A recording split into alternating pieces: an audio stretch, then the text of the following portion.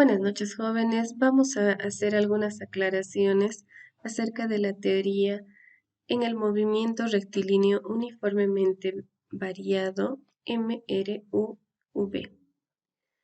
En este gráfico vamos a hacer una diferenciación entre el MRU y el MRV. Lo principal en el MRU es que la velocidad es constante, ya que no existe aceleración. Entonces vamos a observar acá el valor de la velocidad a la que está yendo este móvil. Desde el punto A hasta el C nos indican que está con un movimiento rectilíneo uniforme. Entonces, si nuestra velocidad es de 3 metros por segundo, en este punto se va a mantener la misma velocidad, 3 metros por segundo. En el punto C, ya que se mantiene el movimiento rectilíneo uniforme, también tendríamos una velocidad de 3 metros por segundo. Y aquí se muestra la característica principal, el del MRU, donde la velocidad se mantiene constante en cada punto de ese movimiento. Otro detalle que vamos a observar es que estamos avanzando de un segundo en un segundo para cada punto del movimiento, es decir, para los puntos A, B, C, D, E y F. Ahora vamos a calcular las distancias recorridas para estas velocidades con los respectivos tiempos de un segundo. Y para eso nos vamos a apoyar en la ecuación fundamental del MRU, que es velocidad igual a distancia sobre tiempo. Entonces, como la idea es encontrar distancias, lo que vamos a hacer es despejar la fórmula. El tiempo, como está dividiendo, pasa a multiplicar.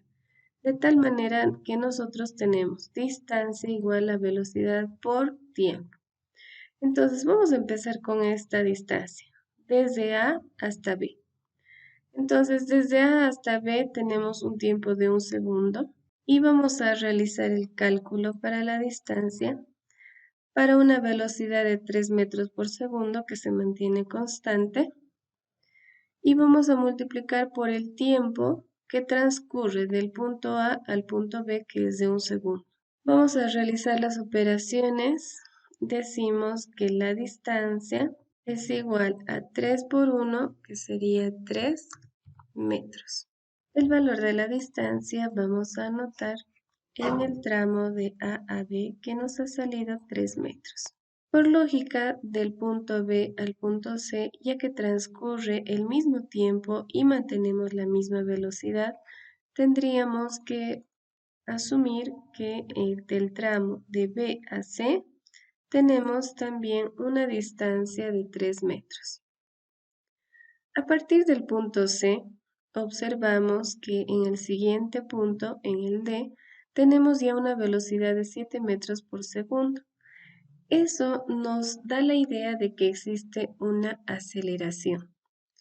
Si nosotros nos apoyamos en la aceleración por definición, que es igual a la variación de las velocidades en un determinado tiempo, es decir, velocidad final menos velocidad inicial dividido entre el tiempo transcurrido. En este caso, en el punto D estaría nuestra velocidad final si tomaríamos de C a D. Y nuestra velocidad inicial sería de 3 metros por segundo.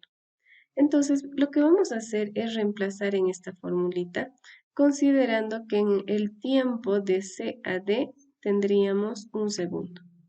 Entonces, de esa manera, reemplazando los datos, tendríamos que la aceleración es igual a la velocidad final en este punto sería 7, menos la velocidad inicial que sería 3, dividido entre el tiempo transcurrido del tramo C a D, que sería 1. 7 menos 3 nos da 4, dividido entre 1 nos da una aceleración de 4 metros por segundo al cuadrado. Estos 4 metros por segundo al cuadrado quiere decir que nuestra velocidad se incrementa de 4 en 4. Es decir, que aquí, a partir de 3 metros por segundo, con una aceleración de 4 metros por segundo al cuadrado, tendríamos 3 más 4, 7. Si transcurre un segundo para el punto E, tendríamos 7 más 4 nos daría 11 metros por segundo. Esto por lógica realizando sin ninguna fórmula debido a que los tiempos que nos están dando son de un segundo. Si fueran tiempos diferentes tendríamos que utilizar la fórmula, pero aquí sí se podría utilizar la lógica. Esta aceleración de 4 metros por segundo al cuadrado nos indica que la velocidad va aumentando de 4 en 4. Por tanto, a partir del punto E, como transcurre un segundo, entonces quiere decir que aumenta la velocidad en 4 metros por segundo por cada segundo transcurrido. Entonces tenemos 11 más 4 nos daría 15. En el punto F ya tenemos una velocidad de 15 metros por segundo. Vamos a pasar a las distancias. La distancia del tramo de C a D. Y para esto vamos a apoyarnos en la fórmula. La fórmula para el tramo de C a D, vamos a utilizar esta, que la distancia es igual a la velocidad inicial por el tiempo más un medio de la aceleración por el tiempo al cuadrado. Si consideramos únicamente el tramo de C a D, tendríamos que la distancia es igual a la velocidad inicial en este punto, que sería 3, multiplicado por el tiempo transcurrido, que es 1, más un medio de la aceleración que hemos calculado 4, por el tiempo que habíamos dicho que es un segundo. Por la fórmula está elevado al cuadrado. Realizando las operaciones tendríamos que esa distancia nos sale igual a 5 metros. Entonces, la idea sería que estos 5 metros los vamos a anotar en el tramo de C a D. Vamos a continuar con el cálculo del tramo de E. Nuestra velocidad en el tramo de E sería la inicial de 7 metros por segundo, la final sería de 11 metros por segundo, tenemos un tiempo de un segundo y vamos a aplicar la misma fórmula. Distancia igual a 7, que es la velocidad inicial, por tiempo. En el tramo de A a E decíamos que pasa un segundo, más un medio de la aceleración que hemos calculado como 4 por el tiempo elevado al cuadrado. Realizando esos cálculos nos da que la distancia del tramo de E nos da 9 metros. Y eso es lo que vamos a anotar. Vamos a hacer el mismo trabajo para el tramo de E a F. Reemplazando en la misma fórmula vamos a tener que la distancia es igual a la velocidad inicial en el tramo EF, que sería 11 metros, por el tiempo de un segundo, más un medio de 4, que es la aceleración, por el tiempo al cuadrado. Realizando los cálculos respectivos, tenemos que esa distancia nos da de igual a 13 metros. Ese valor lo vamos a anotar aquí. Esa es la distancia de E a F. Lo que vamos a observar aquí es que la velocidad aumenta de 4 en 4, que esa es la aceleración. La aceleración decíamos que es el valor de la variación de la velocidad por cada segundo. En este caso decíamos la velocidad aumenta de 4 metros en 4 metros por segundo por cada segundo, ¿no? Por eso es que aquí no hemos necesitado inclusive de fórmulas. Vamos a observar ahora las distancias. Si ustedes se fijan, tenemos 5, 9, 13 y tenemos como un patrón que sigue, ¿no? 5 más 4 nos da 9, más 4 nos da 13. Entonces también la distancia va aumentando uniformemente. Sin embargo, estos detalles que estamos realizando es porque estamos considerando tiempos iguales de un segundo. Vamos a realizar algunas observaciones y vamos a empezar con la observación número 1. Tenemos que tener en cuenta que cuando el movimiento es acelerado, es decir, que avanza con una aceleración que está en el mismo sentido de la velocidad, entonces la aceleración es positiva. Entonces, si es positiva, se sobreentiende que la aceleración es mayor a cero. Si consideramos un movimiento desacelerado o retardado, quiere decir que el automóvil va frenando.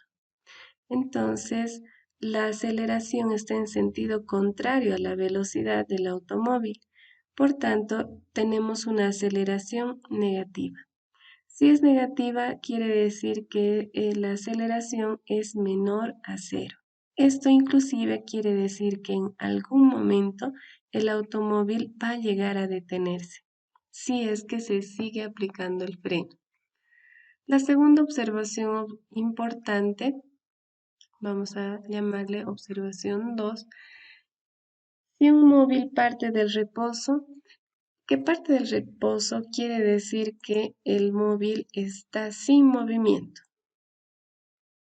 Entonces la velocidad inicial del vehículo es igual a cero, no tiene movimiento. Por otro lado, si un móvil se detiene, quiere decir que estando el movimiento ha aplicado el freno y va disminuyendo la velocidad de tal manera que llega a un punto en el que se detiene. Por tanto, en ese punto, nuestra velocidad final sería igual a cero. Continuamos con algunas aclaraciones acerca de el tiempo de encuentro, que también habíamos visto ya esto en el MRU. En este caso tenemos algunas variaciones. Por ejemplo, que ambos móviles parten del reposo, es decir, que tienen velocidades iniciales iguales a cero. Aquí lo que se toma en cuenta son las aceleraciones. El móvil 1 avanza con una aceleración 1 y el móvil 2 con una aceleración 2. Las distancias recorridas podríamos llamarles D1 y D2, considerando que no necesariamente sean iguales. Esto dependerá más que todo del valor de la aceleración. Uno puede ser mayor que otro, entonces el valor de la aceleración mayor hace que el móvil recorra una distancia mayor. Con respecto del tiempo de encuentro, es el mismo para ambos móviles. La distancia que separa ambos móviles desde el principio se llama una distancia d. Entonces, la fórmula que se puede utilizar para el tiempo de encuentro es igual a la raíz cuadrada de 2 veces la distancia dividido entre la suma de las aceleraciones. Continuamos con el tiempo de alcance. La base teórica es similar al MRU y aquí está el respectivo gráfico, donde tenemos también dos móviles.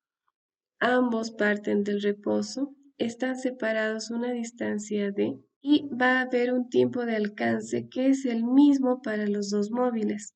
Pasa que la aceleración 1 es mayor que la aceleración 2. Justamente por eso es que en un momento el móvil 1 le alcanza al móvil 2. Para calcular ese tiempo de alcance tenemos la fórmula que dice que el tiempo de alcance es igual a la raíz cuadrada de 2 veces la distancia de separación entre ambos móviles dividido entre la diferencia de aceleraciones. Aquí tenemos que tener muy en cuenta de que el móvil más rápido es el primero que vamos a tomar en cuenta en esta fórmula. Es decir, A1 siempre tiene que ser la mayor aceleración y A2 la menor aceleración. Y esto se debe al signo. Si nosotros tomaríamos al revés, tendríamos acá un signo negativo y ustedes saben que no existe la raíz cuadrada de un número negativo, al menos dentro del sistema de números reales. Podríamos sacar la raíz cuadrada considerando los números imaginarios, pero no estamos considerando ese sistema. Entonces, ahí vamos a tener ese cuidado, por favor. Bueno, esas son las aclaraciones acerca del MRV. Espero que les sirva. Gracias por su atención.